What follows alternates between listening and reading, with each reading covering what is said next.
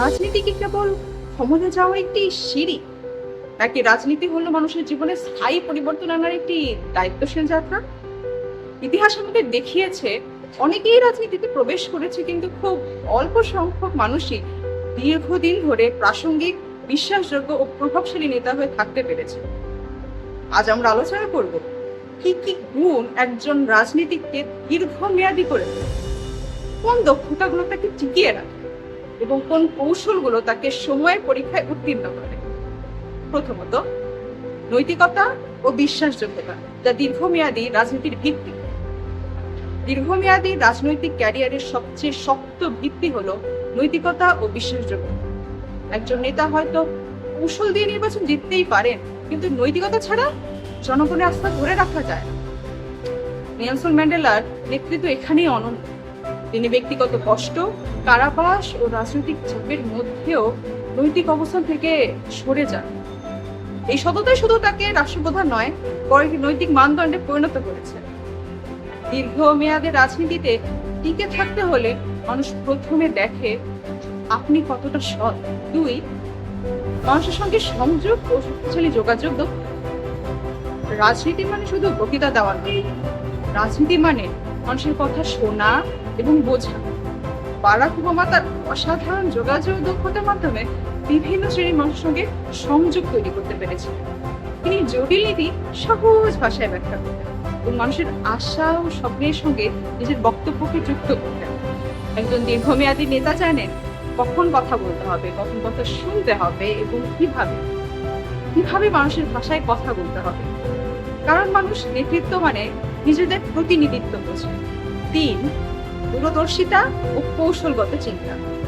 দীর্ঘমেয়াদী রাজনীতি কখনোই তাৎক্ষণিক সিদ্ধান্তের ফল নয়, এটি গড়ে ওঠে দূরদর্শী চিন্তা ও সুস্পষ্ট পরিকল্পনা মানে। লি কুয়ান ইউ এর নেতৃত্ব তার বড় উদাহরণ। তিনি শুধু বর্তমান সিঙ্গাপুর নয়, ভবিষ্যৎ প্রজন্মের জন্য একটি রাষ্ট্র কল্পনা করেছিলেন।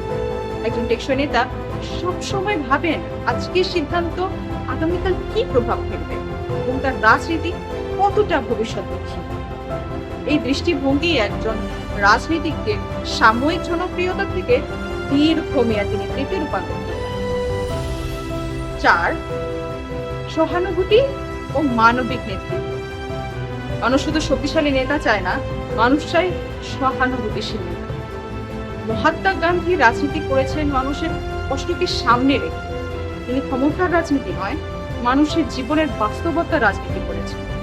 দীর্ঘমেয়াদী রাজনীতিতে টিকে থাকতে হলে একজন নেতাকে জানতে হবে মানুষ কি চায়, মানুষ কি সহ্য করছে ও মানুষ কেন করছে। সহানুভূতিহীন নেতৃত্ব কখনোই দীর্ঘস্থায়ী হয় না। পাঁচ, সংকট মোকাবিলা ও অভিযোজন ক্ষমতা। রাজনীতি সবসময় সহজ পথে চলে। সংকট আসে, বিরোধিতা আসে, ব্যর্থতাও আসে। অ্যাঞ্জেলা মেরকেল তার দীর্ঘ রাজনৈতিক জীবনে অর্থনৈতিক সংকট, শরণার্থীর সমস্যা এবং বৈশ্বিক চাপ মোকাবেলা করেছেন ধৈর্য, বাস্তবতা এবং অভিযোজন ক্ষমতার মাধ্যমে। একজন দীর্ঘমেয়াদী নেতা পরিস্থিতির সাথে নিজেকে মানিয়ে নিতে জানেন, কিন্তু মূলনীতি থেকে সরে যান। এই ভারসাম্যই তাকে সময়ের সাথে টিকিয়ে রাখে। ছয়, দল গঠন ও প্রাতিষ্ঠানিক নেতৃত্ব। দীর্ঘমেয়াদী রাজনৈতিক ক্যারিয়ার একক প্রচেষ্টায় গড়ে ওঠে। এটি গড়ে ওঠে দল, সংগঠন ও প্রতিষ্ঠান তৈরির মাধ্যমে।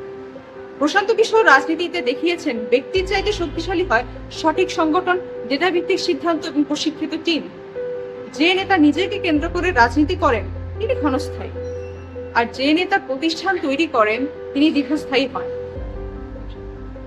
নৈতিকতা, মানুষের সাথে সংযোগ, দূরদর্শিতা, সহানুভূতি, সংকটের দৃঢ়তা এবং শক্তিশালী সংগঠন, এই সবকিছুর বাস্তব প্রতিফলন আমরা খুব সম্প্রতি দেখেছি জওহরান মামদানির রাজনৈতিক যাত্রা ও তার জয়ের মাধ্যমে। তার সাফল্য হঠাৎ করে আসেনি, এটা কোনো একদিনের ক্যাম্পেইনের ফল নয়। তিনি রাজনীতি করেছেন মানুষের বাস্তব সমস্যা কেন্দ্র করে। তিনি কথা বলেছেন এমন ভাষায় যা মানুষ নিজের বলে মনে করেছে।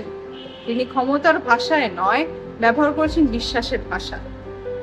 জওহরান মামদানি অন্যদের থেকে আলাদা হয়েছে কারণ তিনি রাজনীতিকে নিজের জন্য নয়, মানুষের জন্য নির্মাণ করেছেন।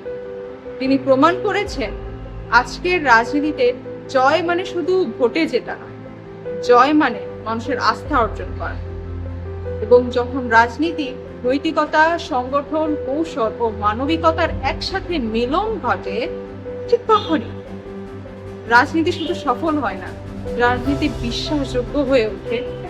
এই সাম্প্রতিক ঘটনায় আমাদের শেখায় দীর্ঘমেয়াদী রাজনৈতিক ক্যারিয়ার গড়ে ওঠে না স্লোগানে, না হঠাৎ জনপ্রিয়তায়, বরং ধৈর্য, স্পষ্ট অবস্থান এবং মানুষের সাথে সত্যিকারের সংযোগের মাধ্যমে।